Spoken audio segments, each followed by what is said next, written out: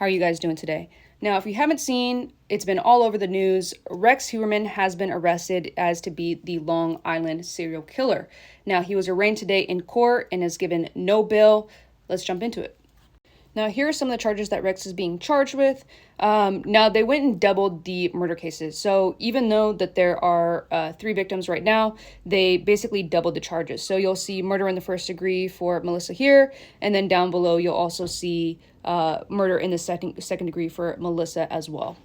Now, prosecutors believe that Rex would go online, either Backpage or Craigslist, find these S workers, meet up with them, and then that's when he would end up murdering them. One of these cases, and Rex hasn't been officially charged in this person's murder, but eventually prosecutors believe that they will find enough evidence to charge him. But one of these murders were Shannon Gilbert. Now, there is a 911 call online. I highly suggest listening to it. It is very heartbreaking. It is very, very sad.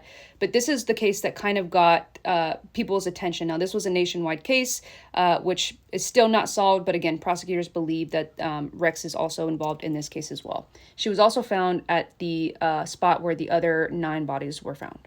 Now, this is page 2 of the document from the prosecutor's office. Now, this first one is basically just going on to say why they believe that he does not deserve bail, and we'll go into that as well.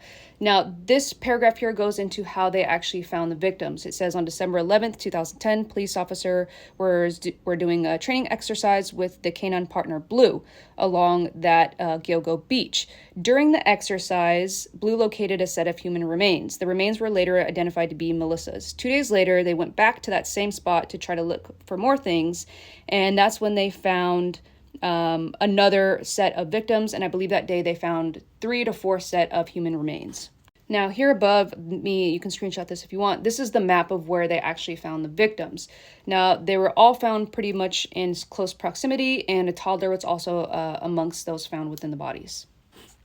Now, on top of finding all of the bodies in a close proximity to each other, all victims were missing clothing and personal possessions. They had all been killed in a certain style, all were S workers, and they all had been contacted by someone using a burner phone shortly before their deaths.